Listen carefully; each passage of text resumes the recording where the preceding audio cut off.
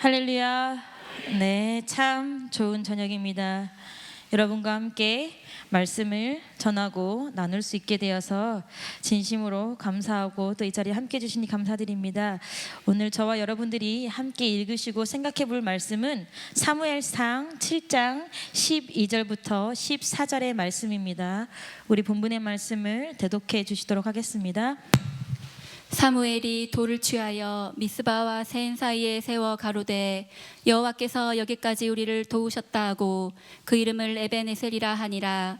이에 블레셋 사람이 굴복하여 다시는 이스라엘 경내에 들어오지 못하였으며 여호와의 손이 사무엘을 사는 날 동안에 블레셋 사람을 막으심에 블레셋 사람이 이스라엘에서 빼앗았던 성읍이 에그론부터 가드까지 이스라엘에게 회복되니 이스라엘이 그 사방 지경을 블레셋 사람의 손에서 도로 찾았고 또 이스라엘과 아모리 사람 사이에 평화가 있었더라.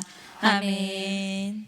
저는 오늘 본문 말씀을 가지고 거룩한 방파제라는 제목으로 여러분들과 함께 말씀을 나누기를 합니다. 우리가 좀 전에 마지막으로 찬양을 드렸는데요. 거기 뭐라고 써있죠? 마지막 찬양 가사가 나의 왕관을 모두 주 앞에 드린다고 마지막에 찬양을 했는데, 여러분 이 시간은 주님의 시간입니다. 저의 시간도 아니고요, 여러분의 시간도 아니고 주님의 시간입니다. 그래서 여러분들 개인적으로 갖고 있는 생각이라든지 뭐 육체의 피로 뭐 여러 가지가 있지만 그 모든 완관된 것들을 내려놓고 누가 승리하시게, 주님이 승리하시게 하는 시간이 됐으면 좋겠습니다. 자, 그러면 여러분들 제가 함께 말씀을 전해야 되는데 제가 이제 올해로 2018년, 19, 20, 한 5년 차가 돼가는 것 같아요. 전도사가 돼서 이렇게 말씀을 전하는 게 5년 차가 돼가는 것 같은데, 제가 이제 어제 컴퓨터를 정리를 하면서 제가 처음에 설교한 원고들을 이렇게 살펴보았어요. 처음에 설교한 원고들을 이렇게 살펴보았는데, 야, 우리 성도님들이 이 설교를 듣고 교회에 계셨단 말이야. 제가 그때 설교한 걸 보니까 되게 터무니없더만요. 막 그 출애굽기 설교를 하면서 모세의 아버지의 이름은 나와 있지 않습니다. 성경에 막 이렇게 써 있더라고요. 얼마나 무식해요. 모세의 아버지 성경에 안 나와 있어요. 이름? 나오죠. 뭐 출애굽기 그 2장이 안 나와서 그렇지 뒤에 가면 아므람이라고 나와요. 근데 제가 성경 지식이 짧아서 모세의 아버지는 중요하지 않아서 성경에 안 나왔나 봅니다. 요게벳만 있네요. 막 이랬는데 누군가 아멘 했을 수도 있어요. 여기서. 그리고 또 무식한 게 막 룻기에 보면은 말론과 기론이 안 오는데 둘 중에 누가 장남이에요? 말론이 장남이에요. 먼저 써 있으니까. 근데 제가 또 무식하게 막 룻이 누구의 아내인지 알 수 없지만 이렇게 막 멍청하게 설교했더라고.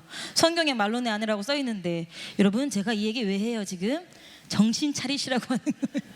정신 단단히 차리시고 오늘은 또 헛소리하지 않는지, 성경을 어떻게 왜곡하지 않는지 잘 들으시면 좋겠습니다. 그리고 제가 늘 천천히 말하려고 하는데 이게 참 설교를 하다 보면 목사님의 심정을 알겠더만요. 남은 시간은 없는데 남은 설교 원고는 많고, 그래서 저도 모르게 폭주를 하기 시작하는데, 오늘 제가 여러분들이 손짓하는 걸 눈 뜨고 지켜볼 테니까, 저번에 태연이 집사님 그러더라고. 손짓 암만 해도 안 느려지던데 말하면서, 오늘을 해주시면 제가 정확하게 템포를 다시 늦추도록 할 테니까 여러분들 함께 말씀을 생각해 보셨으면 좋겠습니다. 제가 오늘도 사진을 몇 장 갖고 왔습니다. 여러분 사진을 한번 보시기 바랍니다. 1번 사진부터 띄워주세요. 짜잔. 자, 그 다음에 두 번째 사진 띄워주세요. 짜잔. 하늘 보지 마시고 시멘트를 봐주시기 바랍니다. 세 번째 사진 띄워주세요. 짜잔. 바다 보지 마시고 시멘트 보시기 바랍니다. 네 번째 사진 띄워주세요. 짜잔. 자, 여러분 제가 4장의 사진을 보여드렸는데 4장의 사진이 다 종류는 다르지만 우리가 저것을 무엇이라고 부릅니까? 방파제라고 부릅니다. 여러분 방파제가 뭐 하는 것입니까? 그렇죠. 파도를 막기 위해서. 저 방파제가 세워져 있는 곳은요, 아무데나 세워져 있는 게 아니라 네 번째 사진에서 보셨듯이 등대가 있거나 주변에 항구나 민가가 있을 때 방파제를 세워둬요. 아무것도 없는 데는 그냥 내버려둬요. 근데 방파제를 왜 세우냐면 민가를 덮치거나 등대를 덮치거나 항구에 정박돼 있는 배들을 덮치지 말라고, 멀리서 오는 파도가 그 방파제에 부서져서 뭐가 되라고? 흩어져 버리라고, 잔파도로 변하라고 방파제를 세워둡니다. 그래서 첫 번째 사진 보시면 1번 사진 보여주시겠어요? 1번 사진 보여주시면, 일본에는 옛날에는 다 저렇게 돌로 만들었어요. 그쵸? 돌로 만들었는데 3번 사진 보여주시겠어요? 3번에 여러분들 저거 바닷가 가서 보셨을 거예요. 저 위에 올라가셔서 사진 찍으셨을 텐데, 테트라포드라고 해가지고 요새는 삼각형으로 이렇게 뿔 같은 걸 만들어서 세워둬요. 저게 돌보다 훨씬 효과가 크대요. 그래서 얼키설키 세워두면 물이 들어갈 건 들어가고 튀길 건 튀겨져가지고 완전 잔물결로 바뀐다고 합니다. 그래서 테트라포트를 세워두고 강원도에는 저걸 저렇게 파스텔 톤으로 만들어서 사람들이 와가지고 이제 사진도 찍고 굉장히 유명한 명소가 됐다고 하는데, 우리가 이 방파제를 뭐 사석방파제, 공기방파제, 혼성방파제, 뭐 경사방파제 여러 가지 이름으로 부르지만 그 기능은 딱 하나예요. 뭐를 막기 위해서? 파도를 막기 위해서입니다. 자, 이 방파제라는 것을 기억하고 오늘의 본문 내용을 한번 살펴보도록 하겠습니다. 여러분, BC 1390년경, 그러니까 2000년 전, 예수님께서 오시기 1390년 전 경에는요, 모세의 뒤를 이은 누구마저? 여호수아마저 죽고 난 후에요, 정복을 다 끝냈어요? 끝내지 못했어요? 지역적으로 굉장히 많은 땅을 차지하긴 했지만 자기들 안에 있는 가나안 땅 안에 있는 턱 긁으신 거예요. 벌써 빨라서 손을 흔드신 거 아니에요? 턱 긁어. 얼핏 손을 본 것 같은. 그 많이 가나안 백성들을 다 정복하지 못했어요. 그래서 그들과 함께 살게 됐는데, 그 문제는 뭐냐면 다 정복하지 못한 가나안 이방 민족들과 살다 보니까 이스라엘 백성이 급속하게 타락하기 시작합니다. 이 그들이 섬기던 이방 신들과 그들의 문화와 풍습을 따라서 굉장히 급속하게 타락하자, 하나님께서 그때를 위해 남겨두셨던 가시 같은 이방 민족들을 세워서 이스라엘 백성들을 고통스럽게 하십니다. 막 그때 누구예요? 블레셋도 있어요, 시돈 사람도 있어요, 히윗 사람들, 막 이런 이방 사람들을 들어서 이스라엘 백성들 막 압제합니다. 이 압제하면 이스라엘 백성들이 그 괴롭힘이 극에 달하니까, 하나님 살려주세요, 우리 죽을 것 같아요, 저 이방 민족들이 우리 먹을 것도 다 가져가네요, 살려주세요, 부르짖으면 그 부르짖음을 들으신 다음에 하나님께서 또 사사들이라는 것들을 세우셔서 그 사사들을 통해서 이스라엘 백성을 그 고난에서 구원해 내십니다. 그래서 우리가 알고 있는 사사들이 기드온도 있고 삼손도 있고 입다도 있고 막 운니엘, 뭐 막대기밖에 없는 삼갈, 뭐 이런 여러 사사들이 있는데, 당시에 이스라엘 백성에게 있어서는요, 사사들을 세워서 당시에 아직 국지적으로 아주 잠깐이지만 자신들을 고난에서 구원한 사람이 누구예요? 사사가 아니라 하나님이에요. 하나님께서 절대적인 힘을 가지고, 절대적인 주권자인 하나님께서 이스라엘 백성을 구원하셨음에도 불구하고 고난이 지나고 또 평안이 찾아오면 이스라엘 백성들은 사사기 표현대로 각기 옳은 소견대로 행하기 시작합니다. 그래서 이러한 행위는요, 자연스럽게 이스라엘 백성의 전체적인 영적 타락을 초래했고요, 하나님의 계시가 단절되는 영적 암흑기를 맞이하게 됩니다. 그렇게 이 영적 암흑기를 맞이하고 영적 암흑기를 흘러가고 있는 중에 태어난 아이가 바로 누구예요? 사무엘이에요. 여러분, 당시의 시대상을 보여주는 성경 구절을 함께 읽어보도록 하겠습니다. 여러분, 사무엘상 3장 1절의 말씀입니다. 사무엘상 3장 1절입니다. 저와 여러분들이 함께 읽겠습니다. 준비 시작. 아이 사무엘이 엘리 앞에서 여호와를 섬길 때에는 여호와의 말씀이 희귀하여 이상이 흔히 보이지 않았더라. 하나님의 말씀이 희귀했대. 이상이 흔히 보이지 않았대요. 살아계신 하나님이 돌아가신 것도 아니고 살아계신 하나님이 관심을 끄신 것도 아닌데, 아니 관심을 끄신 거죠. 살아계신 하나님이 이들을 버려두신 것도 아닌데 뭐 한 거예요? 하나님의 말씀이 희귀했대요. 여러분, 그 앞으로 가서 2장 12절을 한번 보도록 하겠습니다. 사무엘상 2장 12절입니다. 자, 사무엘상 2장 12절 다 같이 읽겠습니다. 시작. 엘리의 아들들은 불량자라 여호와를 알지 아니하더라. 여러분, 엘리의 아들들이 누구냐면, 엘리가 누구예요? 아빠가 제사장이에요. 그럼 여러분 생각을 한번 해볼게요. 유추를 한번 해보자는 얘기예요. 제사장의 아들임에도 불구하고 하나님을 몰랐대요. 그러면 하나님을 믿을 수밖에 없고 매주 양을 잡아드리는 그 가정에서 태어난 사람들이 하나님을 몰랐다면 일반 가정에서는 하나님을 알았을까요? 알았을 수도 있지만 그 시대의 전반적인 분위기가 뭐였다는 거예요? 하나님을 알지 못하는 시대, 하나님을 별로 중요하게 생각하지 않았다는 시대. 왜? 각기 자기의 소견대로 자기 스스로가 법이 되어 살았던 시대였기 때문에 엘리 제사장이나 일반 백성들의 삶은 크게 다르지 않았을 것입니다. 이러한 시대에요, 하나님께서 사무엘을 굉장히 신기하고 독특하고 특별하게 선택하시고 태어나게 하셨고요. 그 사무엘을 부르셔서 자신을 보이시면서 말씀을 주십니다. 그리고 그 말씀을 받은 사무엘은요, 자신이 받은 하나님의 말씀 그대로 순종하면서 이스라엘 나라를 이끌어갑니다. 여러분, 사무엘상 3장 19절 말씀부터 20절 말씀까지 우리 백상현 집사님께서 읽어주시겠습니다. 사무엘상 3장 19절에서 20절 말씀입니다. 사무엘이 자라매 여호와께서 그와 함께 계셔서 그 말로 하나도 땅에 떨어지지 않게 하시니 단에서부터 브엘세바까지의 온 이스라엘이 사무엘은 여호와의 선지자로 세우심을 입은 줄 알았더라. 아멘. 자, 신기하죠? 더 이상 하나님이 말씀하시지 않는 그 시대인데요, 누구에게? 사무엘에게 말씀을 하시고요, 그 시대에 다시 하나님께서 사무엘에게 말씀을 하시고 그 말씀이 회복되고 하나님의 말씀이 살아서 능력이 있는 말씀으로 이스라엘 백성들의 눈앞에 펼쳐졌습니다. 누구를 통로로? 사무엘을 통로로.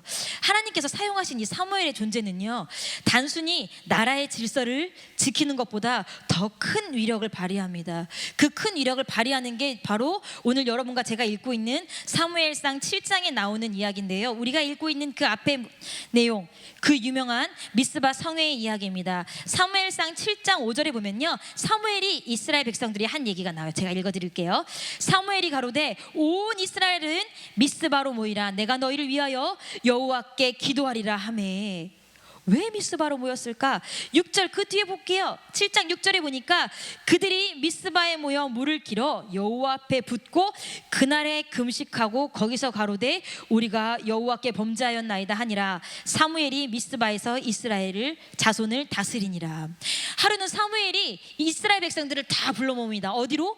미스바로 모아요. 미스바로 와가지고, 미스바가 히브리어로 광야, 넓은 땅 이런 뜻이에요. 그러니까 넓은 땅으로 모아가지고, 야, 너희들 다 같이 모여서 우리가 이 땅에서 지금 무엇을 할 거냐면 하나님 앞에 회개하고 부르짖을 거야. 무엇을 하면서?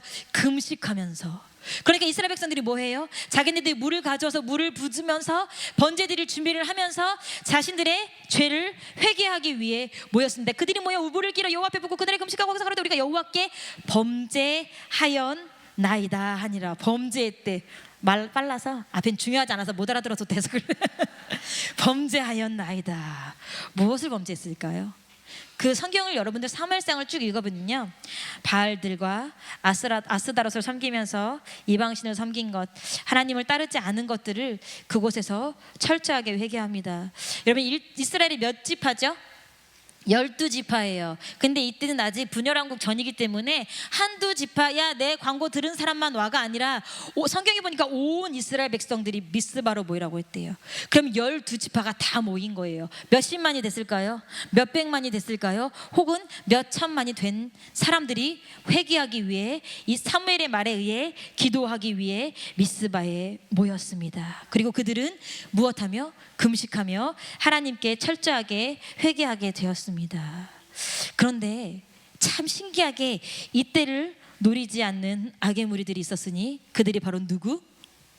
성경에 보니까 13절, 12절 우리가 오늘 읽은 성경에 보니까 누가 나와요? 블레셋이 나와요. 그 이스라엘 백성들을 가장 힘들게 했던 대적이 있다면 두 가지가 있어요. 블레셋과 아말렉. 이 두 가지 대적이 있는데, 블레셋이 듣고 보니까 아니, 우리의 적군, 우리가 지금 그들의 영토를 조금씩 점 먹고 우리가 이스라엘을 정말 사사시대 때부터 한 400년간을 쳐서 그 땅을, 가나안 땅을 우리가 점점 먹고 있는데, 아니 이 이스라엘 백성들이 미스바라는 광야에 모여가지고 밥을 쫄쫄 굶으면서 모여가지고 한데 모여서 기도를 한다는 거예요. 아니 이게 웬일이야? 각 지파마다 성을 돌면서 이들을 쳐 죽이면 힘들 건데 이들이 한 군데 모여 있대요. 거기다가 뭐 하면서? 쫄쫄 굶으면서. 야, 블레셋에겐 정말 절호의 기회가 아닐 수 없었을 거예요. 그래서 이 블레셋이 무엇을 합니까? 여러분, 성경을 보니까 싸우려고 모여요. 블레셋 사람들이 막 모여요. 7절에 보니까 이스라엘 자손이 미스바에 모였다 함을 블레셋 사람들이 듣고 그 방백들이 이스라엘을 치러 올라온지라. 그렇게 하니까 이 소리를 들은 이스라엘 백성이 뭐예요? 두려워서 다급하게 사무엘에게 합니다.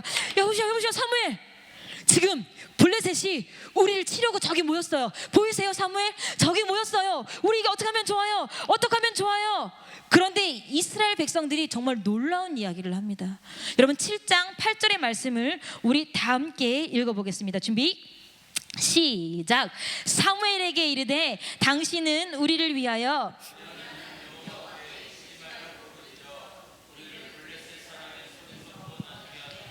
아멘. 여러분 정말 뜻밖이지 않습니까? 예전 그 사람들 같았으면요 무장을 했을 거예요. 적군이 쳐들어오면 뭐 해야 돼요? 우리도 무장을 해야 돼요. 눈에는 눈, 이에는 이. 그런데 이스라엘 백성들이 그 회개하던 사람들이 뭐라고 하냐면요, 우리도 무장하고 싸웁시다. 우리도 저 사람들을 타기 위해서 각자 집으로 돌아가서 무기를 가져옵시다. 이게 아니고요, 여호와께 쉬지 말고 부르짖어 주세요. 누구에게? 사무엘에게. 우리가 부르짖겠습니다가 아니에요. 사무엘이시여 우리를 위하여 여호와께 쉬지 말고 부르짖어 주시옵소서. 여러분 이후에요 굉장히 신기한 싸움의 모습이 나옵니다. 적군을 향한 이스라엘 백성의 싸움의 방식이 뭐냐면요, 사무엘이 당시에 선지자이기도 했고 사사였던 사무엘이요 젖 먹는 양을 취해서 온전하게 번제 즉 예배를 드리고 이스라엘을 위해 여호와께 부르짖기 시작합니다. 그러자 하나님, 살아계신 여호와 하나님께서 응답을 하셨는데 어떻게 응답하셨습니까? 우리 사무엘상 7장 10절을 서이스터 집사님이 읽어주시겠습니다. 이 사무엘이 번제를 드릴 때에 블레셋 사람이 이스라엘과 싸우려고 가까이 오매 그날에 여호와께서 블레셋 사람에게 큰 우레를 발하여 그들을 어지럽게 하시니 그들이 이스라엘 앞에 패한지라. 거거강! 오늘은 정말 신기하게 조시는 분이 한 분 없었는데 이 타이밍에 졸 줄 몰라서 써놓은 거예요. 그래서 성경 원고에 충실한 저기 때문에, 성실한 저기 때문에 한번 해봤습니다. 우레를 바라셨대요. 우레를. 그 기도와 그게 예배가 연락되자 하나님께서 우레를 바라셨는데, 여러분 우레가 뭐냐면요 굉장히 큰 뇌성과, 천둥도 아니야, 뇌성과 번개를 동방한 대기줄의 난리래요. 방전현상. 그래서 이게 치니까 사람들이 뭐 했어요?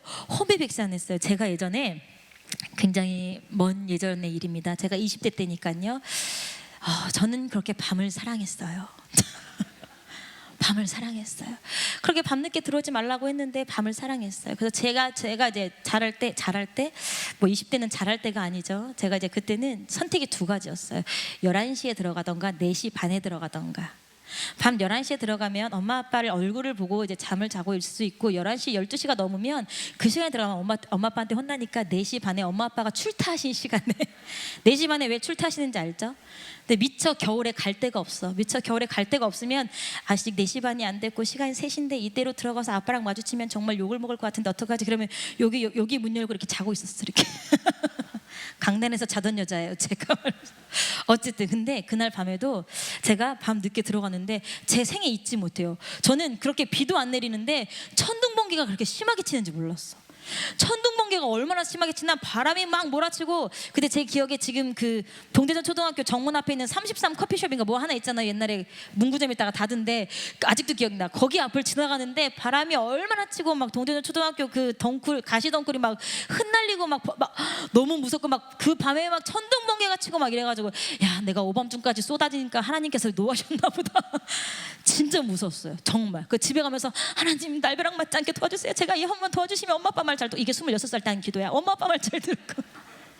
진짜 무섭더라고 천둥 번개. 와, 여러분도 다들 천둥 번개 경험해 보셨을 거예요. 근데 그 천둥 번개가 사람이 하나님이 그냥 내리신 게 아니라 자연의 현상이 아니라 누구를 파하시기 위해서, 블레셋 군인을 파하시기 위해서 천둥 번개를 내렸으면, 우레를 내렸으면 이게 얼마나 시끄럽고 얼마나 난리가 났겠습니까? 그러니까 블레셋이 이스라엘 백성을 치려고 왔다가 쪽도 못 써, 힘도 못 써보고 혼미백산에서 흩어지는 거예요. 흩어지니까 성경에 보니까 이스라엘 앞에 패한지라. 패해서 뭐 했어요? 11절에 보니까 이스라엘 사람들이 미스바에 나가서 블레셋 사람들을 따라 뱃갈 아래 이르기까지 쳤더라. 이스라엘 백성 패했어요. 그러니까 이스라엘 백성들이 따라가면서 이삭 줍게 하듯이 뭐 한 거예요? 블레셋 사람들을 쳐냈어요. 그래서 블레셋이 이스라엘 백성들을 치러 왔는데 이스라엘 백성을 치기는커녕 오히려 블레셋이 쫄딱 망하고 잃었던, 블레셋이 빼앗아 갔던 영토까지 회복하고 말았다는 훈훈한 결말이 오늘 본문의 앞쪽입니다. 여러분 블레셋은요, 미스바 성의 소식을 듣고 그것을 침략의 기회로 여겼지만 그들의 블레셋의 침략은요, 도리어 이스라엘 백성들에게 살아계신 하나님의 능력을 보여주는 놀라운 기회가 됐어요. 그리고 그들이 그 군대 앞에 사람의 방법이 아닌 하나님의 방법으로 승부를 걸었을 때 자신들의 신앙의 믿음의 행위가 얼마나 위대한 힘을 갖고 있는지를 분명히 깨닫게 해주었어요. 여러분, 하나님을 온전하게 믿은 이스라엘 백성과 그들의 지도자 사무엘, 그들의 승리가 어디서 왔습니까? 그들이 블레셋을 무찌르기 위한 도구는요, 두 개밖에 없었어요. 온전한 번제와 그리고 예배 기도였고요. 그리고 그것을 가능케 한 사람이 있었으니 그게 바로 사무엘입니다. 여러분, 오늘의 본문 13절을 함께 읽어보겠습니다. 저와 여러분들이 오늘의 본문 13절, 7장 13절 읽어볼게요. 준비, 시작. 이에 블레셋 사람이 굴복하여 다시는 이스라엘 경내에 들어오지 못하였으며 여호와의 손이 사무엘에 사는 날 동안에 블레셋 사람을 막으심에. 여호와의 손이 누가 사는 날 동안에? 사무엘이 사는 날 동안에 누구를 막으셨어요? 블레셋을 막으셨어요. 당시 이스라엘을 지독해도 괴롭혔던 누구예요? 블레셋이에요. 어떨 때? 사무엘이 사는 날 동안에. 누가 있어서 가능했습니까? 사무엘이 있기 때문에 가능했던 일입니다. 여러분, 제가 아까 여러분들에게 방파제를 기억하라고 말씀을 드렸는데, 제가 오늘 여러분들에게 소개시켜드릴 영적 방파제는 사무엘입니다. 여러분, 이스라엘 백성이 사람이 많아서 자신들의 나라를 지킨 게 아니에요. 이스라엘 백성들이 뛰어난 무기가 있어서 자신의 나라를 지킨 게 아니에요.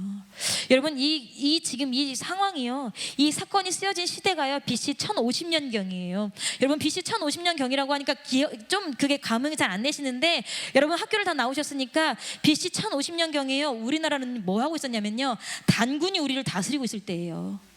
고조선 시대라고요. 우리는 그 호랑이가 아니라 뭐가 사람 된 거지? 곰. 곰이 사람이 됐다고 그것을 믿고 있던 시대에 이들은 하나님을 믿고 하나님의 손에 훈련된 사무엘을 통해서 방파제를, 영적 방파제를 가지고 있었다고요. 여러분, 고조선 시대가 좀 머리 아파서 모르셔도 되는데 청동기에서 철기로 넘어가는 시대예요. 이 시대에 보면요, 그래서 여러분들이 사무엘 상하를 읽어보시면 아시겠지만 당시에 블레셋 사람들이 이스라엘 백성에게는 철기를 전수하지 않았어요. 철기는 누구만 갖고 있었어요? 블레셋만 갖고 있었어요. 성경에 보면 누가? 사울과 요나단만 철로 만든 창이 있었고 나머지는 다 청동기, 돌 이런 걸로 만든 무기를 가지고 있을 때였어요. 그러면 여러분, 고대 시대에 무기가 곧 국력이에요. 인원이 곧 국력이고요. 그 철기를 가진 그 사람들 앞에 이스라엘 백성들이 갖고 있던 무기는요, 사무엘 한 사람, 여호와의 손 한 사람밖에 없었다고요. 만약에 사무엘이 없었다면 이스라엘 백성이 어떻게 됐을까요? 여호와의 손은 없었을 것입니다.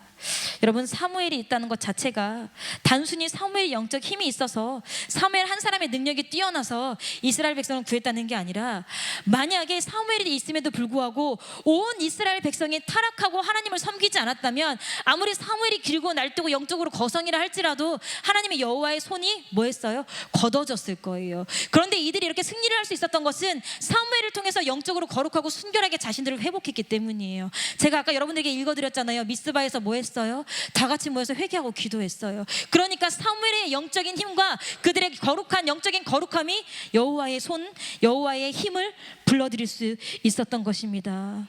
그렇기 때문에 사무엘이라는 사람이 방파제 노릇을 할 수가 있었던 것입니다. 여러분, 여러분들의 가정의 방파제는 누굽니까? 방파제가 있기는 합니까? 여러분, 세상이 얼마나 빠르게 변해갑니까? 여러분, 세상이 얼마나 타락해 갑니까? 여러분, 세상이 얼마나 교묘하게 우리 가정을 물들이고 있습니까? 여러분, 세상의 문화의 파도로부터 가정을 깨뜨리고요, 평화로운 일상을 파괴하려고 굉장히 호시탐탐 누리는 마귀가 있고요, 정말 돈이 최대의 가치라고 말하는 물질의 파도로부터 여러분의 가정을 지킬 방파제가 있습니까? 여러분, 세상의 파도는 날로 거대해져요. 그리고 쉴 새 없이 몰아쳐요. 여러분, 이 세계가요, 완전히 마귀의 소나기에 들어가서요, 여러분, 도덕적 가치가 바닥으로 떨어졌습니다.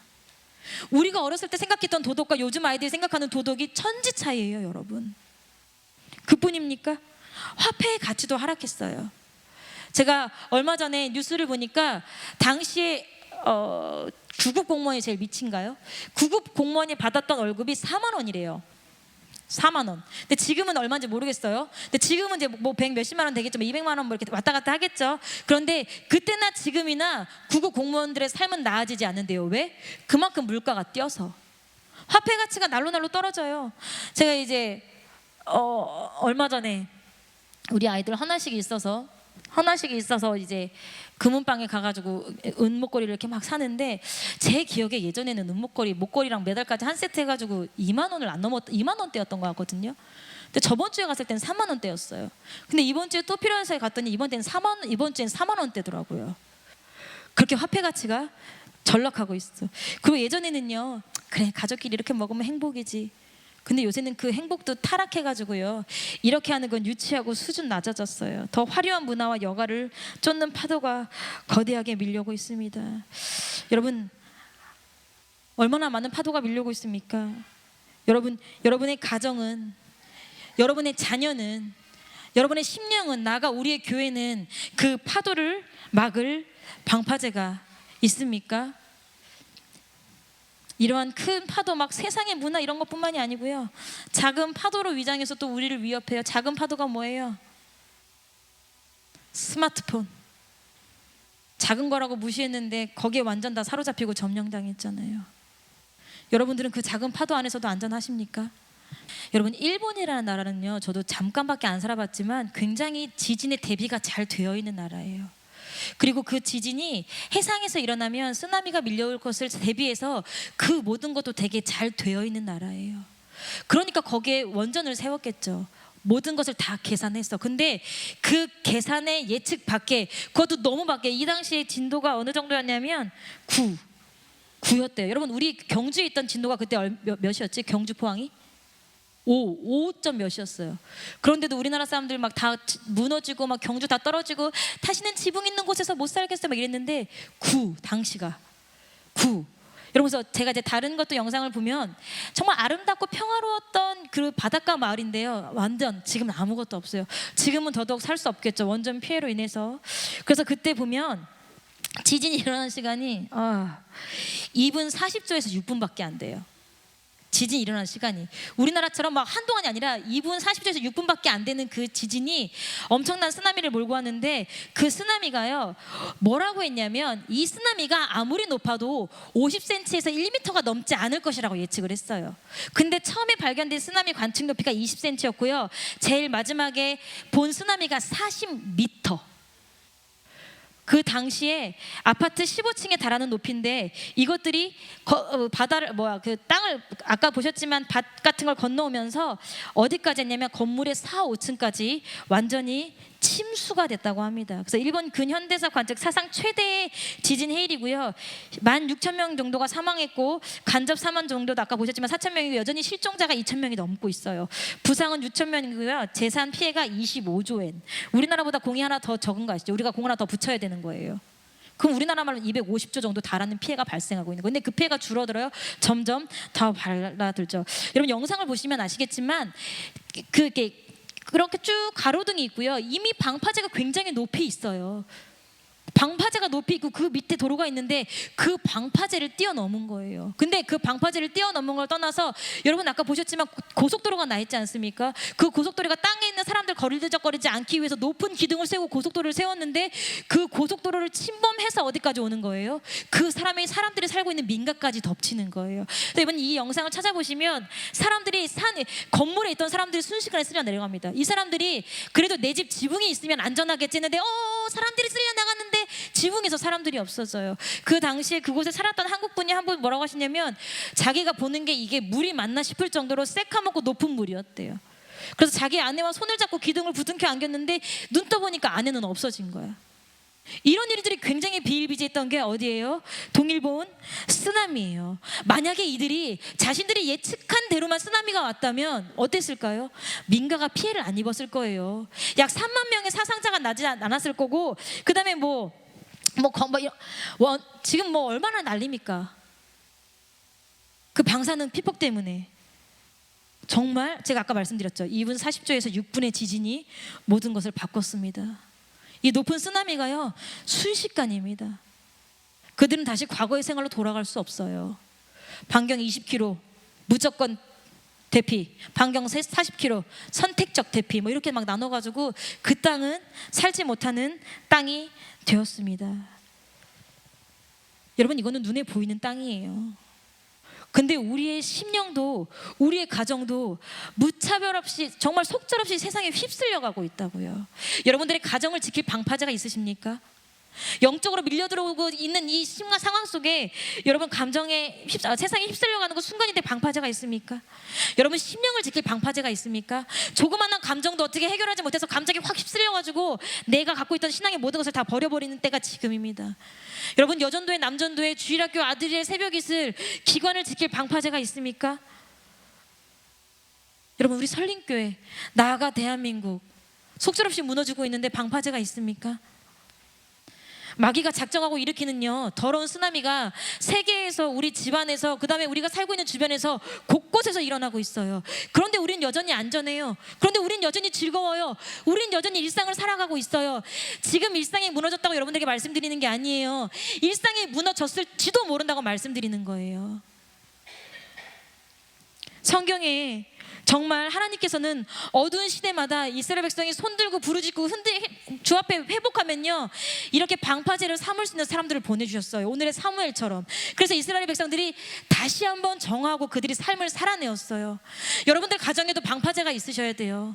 속절없이 무너지는 우리의 자녀를 지킬 방파제가 있어야 된다고요. 나는 이제 자녀를 다 키웠어. 그러면 교회를 위해서 기도해 주세요. 저도 오늘 아침에 주일 예배를 드리는데 몹시 심란하더만요.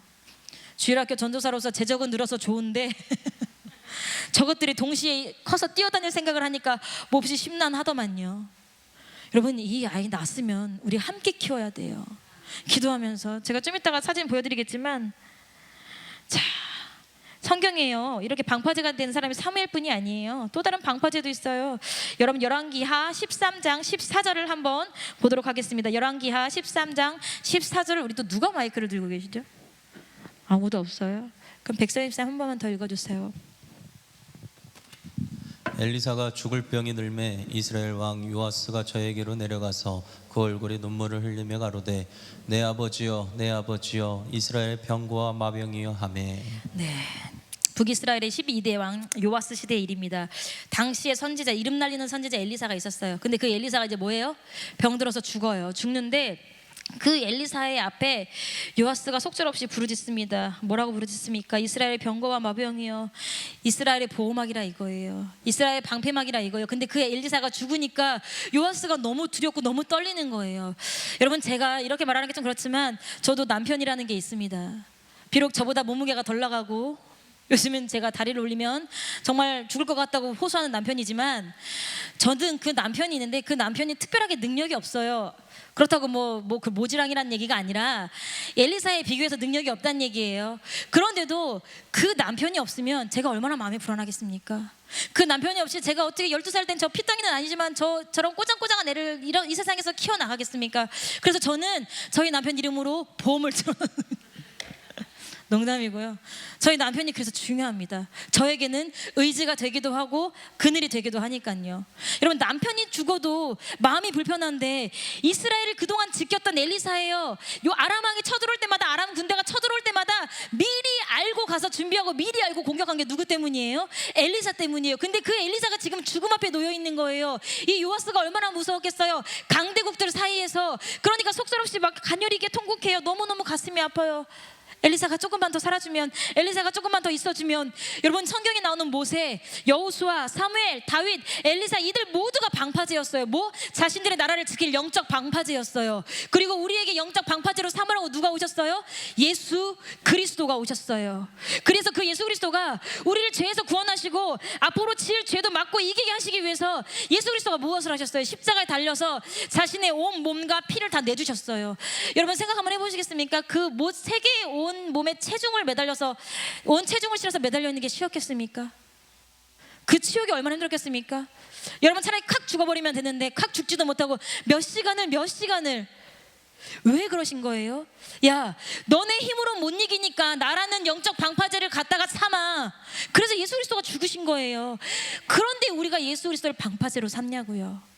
여러분들이 예수 그리스도를 방파제로 삼냐고요. 제가 아까 말씀드렸어요. 이 시간은 누구의 시간이에요? 주님의 시간이에요. 나의 왕관도 여러분도 왕관도 다 내려놓고 누구만 왕관 쓰시는 시간이에요? 예수님만 왕관 쓰시는 시간이에요. 그럼 예수님이 여러분들에게 무엇을 말씀하시는지, 내가 오늘 이 시간에 내가 이 앞에서 예수님께서 말씀하시는 건 무엇인지, 내가 오늘 어떤 말씀으로 나의 삶을 앞으로 이겨나가야 되는지 정확하게 들으시고 받아가셔야 되는 시간이라고요. 그런데 제가 봤을 때 여기에 여러분 그만큼 애절하게 앉아 계시는 별로 안 계실 수도 있는 것 같아요. 애절하신 분들이 계시기도 하지만 제가 아까 말씀드렸죠. 여러분들 중에 먹고 사는 거 힘드신 분 별로 안 계세요. 제가 잘 몰라서 그럴 수도 있지만 여러분들 중에 자식이 너무 극렬하게 속삭여가지고 막 감옥을 막 들락달락 하시면서 그렇게 힘들게 사시는 분 안 계세요. 여러분들 중에 너무 먹고 살기 힘들어서 밤에 남들 몰래 폐지를 주스시거나 공병을 주스러 다니시는 분 안 계세요. 그런데 여러분들 영적으로 강건하십니까? 여러분 속에 영적으로 성령으로 충만하십니까? 그러면 여러분의 자녀들은 강건하십니까? 여러분의 자녀들은 영적으로 건강하고 깨끗하고 타락함이 없습니까? 우리가 당장 통장에 몇 달을 버틸 돈이 있고 내가 지금 직업이 있고 우리 자녀들이 무탈하게 살고 있으니까 이것이 평안 아닌가? 내가 자식들에게 해줄 수 있는 게 전부가 다 이것이 아닌가? 아니요, 절대 그렇지 않아요. 절대 그렇지 않아요. 여러분들이 영적 방파제가 되셨으면 좋겠습니다. 여러분 영적 방파제가 되셨으면 좋겠습니다. 사진 하나 더 보여주세요. 제가 얼마 전에 날짜가 써있죠. 2023년 4월 13일 대전 용전 초등학교 장에게 받은 안내문입니다. 여러분 뭐라고 써있어요?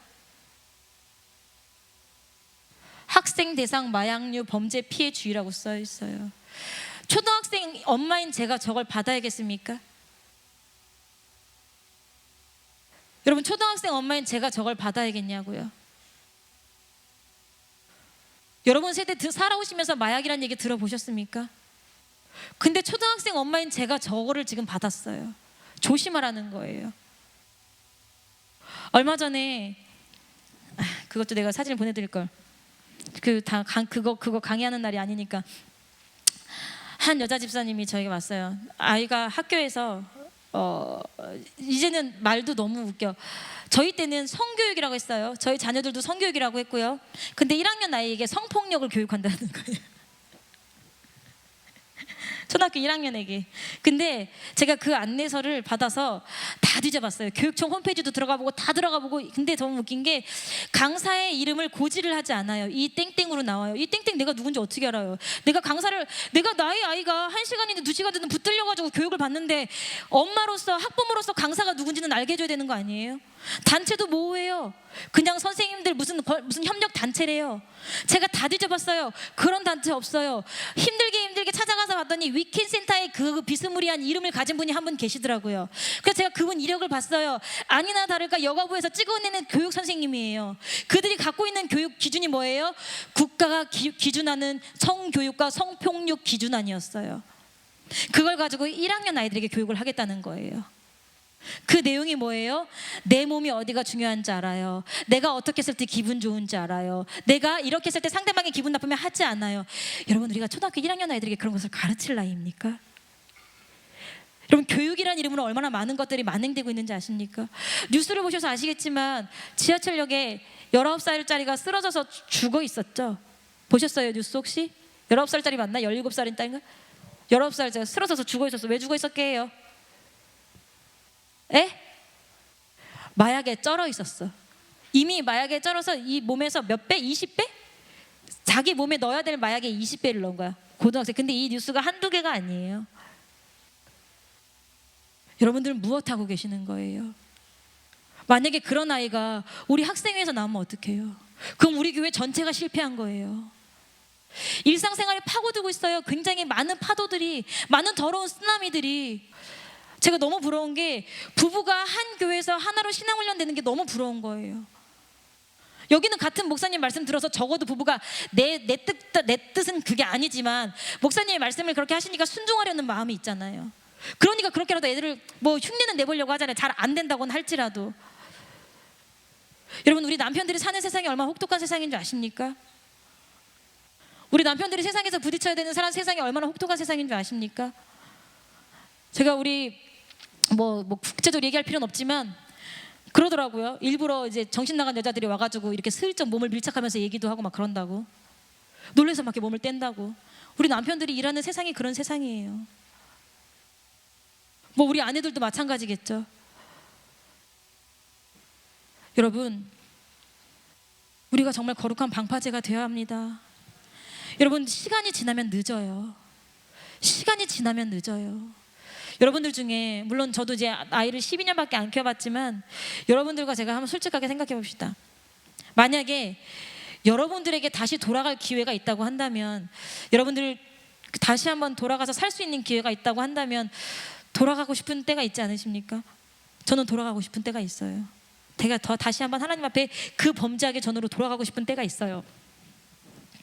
여러분들에게 다시 한번 여쭤볼게요. 여러분들 자녀를 키우고 계신데 내가 시간을 돌이킨다면 내가 이 시간으로 돌아가서 자녀를 다시 한번 키우고 싶다, 그런 생각 해보신 적 없으신가요?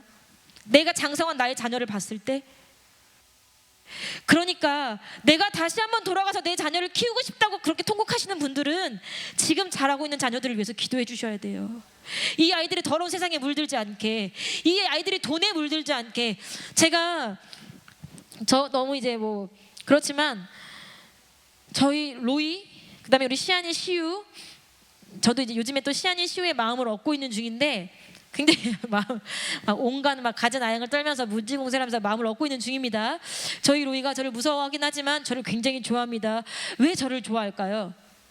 걔가 보기엔 제가 이뻐서? 제가 말씀을 끼깔나게 전해서? 아니면 제가 뭐해서? 아니요, 제 주머니에 마이쮸가 있어서.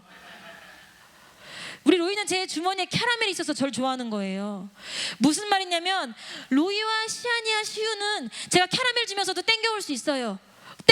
아직 어린애들이에요. 이것만 가지면 충분해요. 그런데 우리 이제 온유나 이렇게 큰 애들은요, 야 온유야, 전사님 마이쮸 2개 줄게, 주일 예배 올래? 오겠습니까? 더 나아가서 아들이 우리 범식이 같은 애들, 야 범식아 너는 중학생이지, 전사님 마이쮸 한 줄 줄게, 교회 좀 오렴. 오겠습니까? 이들도 이제 물질에 눈을 떠서요, 작은 거에서는 씨도 안 먹혀요. 여러분들 자녀들하고 다 한번 옥신각신 해보셨잖아요. 그렇게 되기 전에 우리가 아이들을 뭐로? 말씀으로 세상의 더러운 것들을 차단해서 키워야 한다고요. 저기 보세요. 저기 이쪽 방은 걷지 못하는 방, 저쪽 방은 걷는 방. 걷지 못하는 것들이요, 빨리 걸을지어다 말했어. 아직 희망이 있어요. 저기 우리 박나일 목사님, 아유 풍채가 좋으시죠? 우리 백호수 부목사님 1살 형이니 항상 동생이니까 선교사는 가지 마. 우리 교회에 있어. 저기 우리 박나일 그 누구지? 박나일 누구 앞에 줄 섰다고 그랬냐? 하늘이 앞에 줄 서고 예주 앞에 줄 섰다고 했냐? 누구 앞에 줄 섰다고 했지? 다 줄 섰대요. 아무나 걸려라. 박나일 목사님, 뭐 예를 들어 김하늘 사모님, 서로가 마음에 안 드는 건 상관, 애들만 마음에 들면 되는 거야. 서로가 이렇게. 그게 우리 교회의 미래예요. 그러려면 여러분들 우리가 함께 키워야 돼요. 거룩한 방파제가 돼서. 저기 어디 우리 백호수 목사님, 그래 류해주는 동갑이니까 우리 복근이 한번 기대해보자. 내가 봤을 때 여자는 오빠가 좋은 것 같아. 복근이 한번 기대해보자. 복근이가 딸이면 좋고 아들이면 더 좋고. 복근이가 누군지 아시죠? 우리 은별이 뱃속에 들어있는 복의 근원이 되라고 복근이에요. 복의 근원이 되라고. 공개도 되는 거잖아. 여러분, 제가 설교를 준비하면서 되게 뭐 저도 그래요. 저도 뭐 여러분들 앞에 성공한 가정이면 얼마나 좋겠습니까? 저도 여러분들 앞에 정말 떵떵거리게 아이를 잘 키웠으면 얼마나 좋겠습니까? 그런데 우리가 중요한 것은요, 제가 못하니까 못하는 게 왜 못하는지 보이더라고요. 제가 만약에 잘 키우고 정말 잘했으면요, 아니 왜 애를 저렇게밖에 못 키울까 교만했을 거예요. 근데 저도 12살밖에 안 됐는데 정말 속된 표현으로 미쳐버릴 것 같아요. 야, 8살도 쉽지 않을걸. 9살도 쉽지 않고. 우리가 땅을 보면 이제 간척지가 있잖아요. 여러분, 간척지가 왜 간척지예요? 바다를 막아가지고 이제 간척을 하잖아요. 근데 예전에는 기술이 별로 좋지 않으니까 그 간척지에는 농토로만 썼대요. 농업용으로만. 무너지면 큰일 나니까. 근데 요새는 워낙 기술이 좋아지고 막 온갖 거를 때려다 박아가지고 거기를 든든하게 기반을 맞춰서 이제는 도시도 짓고 하잖아요. 그래서 제가 막 간척지를 알아보는데 그러니까 삼성 자동차가 그 부산에 공장 짓고 망한 거더만요. 그 간척지를 힘있게 막 했는데 생각보다 너무 많은 돈이 들어가서 계속 바다가 땅이 꺼지고 가라앉으니까. 그래서 그 르노한테 넘긴 이유 중에 하나도 이거다 막 이렇게 해서 뭐 경제학자 얘기했는데 어쨌든 그렇게 해서 간척지를 합니다. 여러분, 간척지를 만들어 놓으면 뭐가 중요해요? 물이 스며드는지 안 스며드는지를 지켜보는 게 중요해요. 만약에 물이 스며들어서 집안이 흐물흐물해지면 농경지면 다행이야. 그냥 아유 뭐 농경지면 다행인데 거기 위에 건물이라도 지었으면 어떻게 되는 거예요? 다 무너져서 쪽박 차고 다 죽는 거예요. 여러분, 우리가 아직 그리스도가 우리에게 주신 완전한 천국에 간 게 아니에요. 그리스도가 우리에게 완전하게 주신 천국에 갔으면 우리가 경계할 필요가 없어. 그 땅은 이미 거대하고 완전 딱딱하고 그 어떤 것을 흔들어도 흔들어지지 않는 반석이니까. 근데 이 땅에 사는 우리는 아직 간척지예요. 그래서 우리가 끊임없이 우리 땅에, 우리 가정이란 땅에 어떤 물이 스며들고 오는지 파악하시고 보셔야 돼요. 물질의 물이 들어오나, 세상의 문화의 물이 들어오나, 감정의 물이 들어오나, 조금 스며든 그 물이 결국 뭐예요?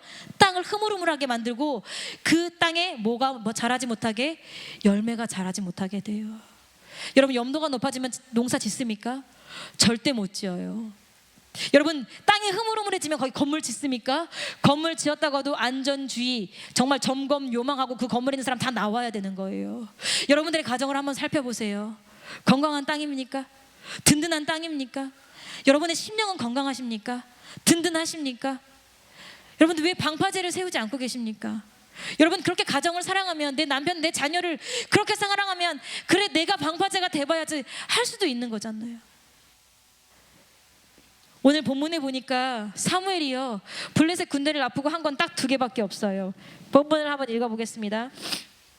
9절이에요. 9절 다 같이 읽어볼게요. 시작. 사무엘이 젖 먹는 어린 양을 취하여 온전한 번제를 여호와께 드리고 이스라엘을 위하여 여호와께 부르짖음에 여호와께서 응답하셨더라. 온전한 번제를 드리고 예배를 드리고 온전하게 해결을 하고 죄를 해결하고 거룩해지고 그 다음에 여호와께 부르짖음에 기도. 저희 남편들이 요새는 외벌이로는 살아갈 수 없는 시대죠. 그렇죠? 물질적으로도 그렇고. 그러면 외벌이로 살아갈 수 없는 시대에 우리 남편이 혼자 외벌이를 하고 애쓰고 있습니다. 왜 외벌이를 하고 애쓰고 있습니까? 아내야, 너는 나와 나의 가정을 위해서 기도해 주지 않을래? 너는 나와 나의 가정을 위해서, 너는 우리의 자녀와 우리의 가정을 위해서 예배를 성공시켜 주지 않을래? 그러기 위해서 외벌이를 자처한 거 아닙니까? 그러면 적어도 나의 남편이 혼자 나가서 열심히 일을 하면 아내인 나는 무엇을 해줘야 돼요?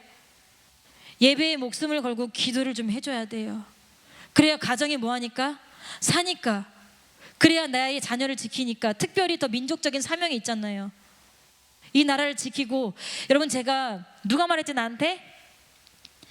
오은영의 금쪽이 뭐 이렇게 막 패는 애기 나왔는데 뭐 누가 말했지? 아무튼 오은영 박사의 금쪽 같은 내 새끼가 나오는데 거기에 이렇게 막 자꾸 이제 부모를 때리고 아이를 막 때리는 부모를 때리고 친구를 막 때리는 아이가 나왔대요. 근데 오은영 박사가 뭐라고 했냐면, 엄마, 이 아이가 지금 엄마를 때리고 이 아이가 지금 엄마만 괴롭히는 게 문제가 아니에요.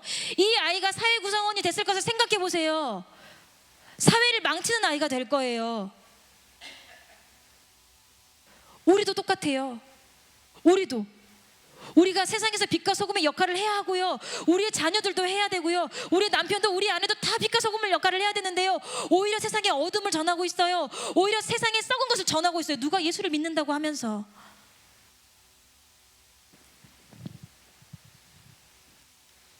제가 거룩한 방파제가 되길 여러분들 축복합니다. 그거는 딱 2개밖에 없어요. 내 삶에 나의 이미 완전한 방파제가 되신 예수 그리스도를 모시고 들어오는 방법은 2가지밖에 없어요. 여러분, 예배의 목숨을 거셔야 돼요. 그리고 기도의 목숨을 거셔야 돼요. 여러분들이 예배의 목숨을 걸고 기도의 목숨을 걸면 여러분, 하나님께서 여러분들의 가정, 남편, 아이 다 돌봐주실 거예요. 제가 만년동 살 때는요, 한 번도 받아보지 못했던 여가부장의 편지가 용전동으로 이사 오니까 그렇게 많이 와요. 어떤 때는 막 2-3장씩 껴서 와요. 무슨 편지예요?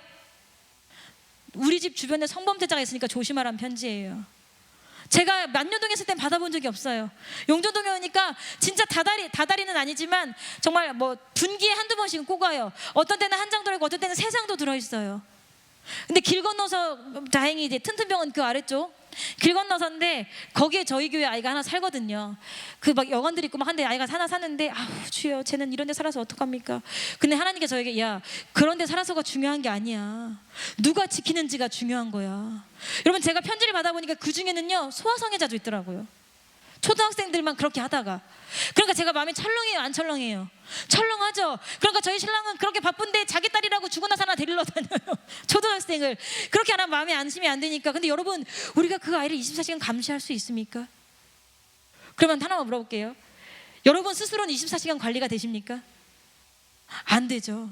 그러니까 우리가 뭐가 필요한 거예요? 예배가 필요하고 기도가 필요한 거예요. 왜? 여호와의 손이 나에게 임하게 하기 위해서. 나의 아이에게 여호와의 손이 임하게 하기 위해서.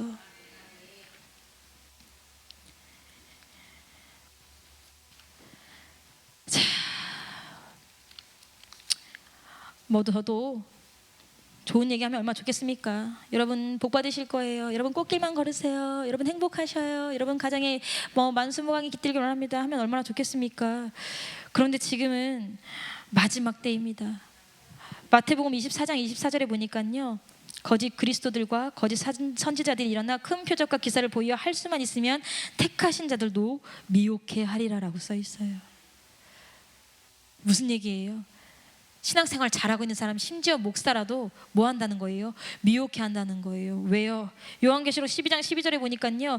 그러므로 하늘과 그 가운데 거하는 자들은 즐거워라. 그러나 땅과 바다는 화 있을진저 이는 마귀가 자기의 때가 얼마 못된 줄을 알므로 크게 분내어 너희에게 내려갔음이라 하더라. 여기 성경에 요한계시록에 보니까 마귀가 뭐 했대? 크게 분냈대. 왜? 자기 때가 얼마 안 남아서. 우리가 지금 살고 있는 때가요 마귀가 크게 분하고 있는데 크게 화내고 있는 때에 살고 있는 거예요. 그러니까 세상이 이 모양 이 꼴인 거예요. 마지막 때입니다. 우리 아이들이 살아야 할 시간입니다. 예수 그리스도께서 오지 않으시면 우리 아이들이 좀 더 버텨야 될 시간입니다.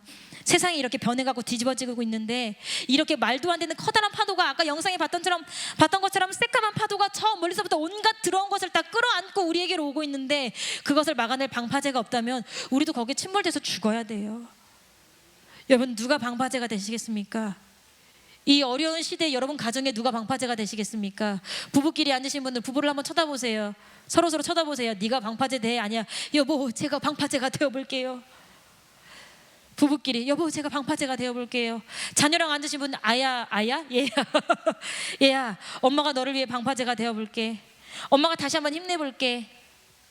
그리고 뭐 자녀 다 키우시고 뭐 우리 9, 10 우리 이태성 권사님 이런 분들 자녀를 위해서 목사님에서 여러분 지금 설린교회 누가 방파제예요? 담임 목사님이 방파제예요. 목사님이 버티고 계시기 때문에 우리가 이만큼 오는 거예요. 여러분 모두가 내가 예배에 매진하고 내 기도에 생명을 걸어서 방파제가 되지 못할 수도 있어요. 신앙의 연배가 다르고 환경이 다른데 제가 그걸 원하는 건 아니에요. 그래도 그러면 여우가 숨어 들어오는 여우굴이나 허물어진 담은 되지 말아주세요. 우리 공동체에 더러운 얘기, 세상의 이야기, 심지어 교회 나간 사람들의 이야기 가지고 들어오는 허물어진 벽은 되지 말아주세요. 여러분 이거 담임 목사님께서 기도하시면서 방파제가 되어서 세우고 계시는 교회예요. 그런데 왜 여러분들은 허물어진 담이 스스로 되시는 거예요? 왜 여러분들은 여우굴을 자처하시는 거예요? 저는 아까 그분들을 탓하고 싶은 마음이 없고요. 그냥 제 마음속에 제 마음속에 숨어있던 모습을 보는 것 같아서 제가 마음을 쳤습니다. 아, 내 안에 이런 모습을 보고 목사님 그렇게 말씀하시는구나. 그 다음부터 담임 목사님 그렇게 말씀하실 때 저 토달지 않습니다. 맞아요 목사님. 목사님 안 계시면 저희는 지금 목사님이라도 목사님이 계셔서 목사님 무서워서라도 그렇게 안 하는데 목사님 안 계시고 목사님 같이 목사님보다 더 강하신 분이 오시지 않으면 저는 사람도 무서워하지 않을 것 같네요. 여러분 우리가 이 시간 함께 기도하시기 원합니다. 여러분들이 혹시 허물어진 담은 아니십니까? 여우가 들어오는 굴은 아닙니까? 여러분들이 여우가 들어오는 굴과 허물어진 담이 됐다면 하나님 보게 해주시고 하나님 회개하게 달라고 해주셔서 다시 한번 거룩한 방파제가 돼야 돼요. 여러분이 다시 한번 굳건하게 서야 돼요. 우리 앞에 있는 집사님들, 앞에 있는 권사님들, 앞에 있는 장로님들이 이 교회를 지키기 위해 얼마나 애쓰고 계십니까? 담임 목사님을 손잡고 얼마나 지키기 위해 애쓰고 계십니까? 그런데 왜 우리는 자꾸 벽을 허물고 있습니까? 여러분들의 가정의 자녀는 다 천국 간다고 인정하십니까? 여러분들 심정은 천국 갈 수 있습니까? 여러분들이 거룩한 방파제가 됐으면 좋겠습니다. 내 심령도 지키고 나의 가정도 지키고 나의 자녀도 지키고 나의 기관도 지키고 나의 교회까지 지키고 나아가 이 나라도 지키는 여러분들이 거룩한 방파제가 됐으면 좋겠습니다. 여러분 그렇게 너무 부담스러우면 여러분 가정, 여러분 자녀, 여러분 남편을 위해서라도 기도하고 예배해서 여러분들 방파제가 되어주시기 바랍니다. 우리 시간 주여 3번 부르짖을 때에 여러분 회개할 것은 회개하시고 내가 어떤 부분에 주 앞에 다시 바로 서야 되는지 깨달으면서 이 시간 주여 3번 부르짖고 기도하시겠습니다.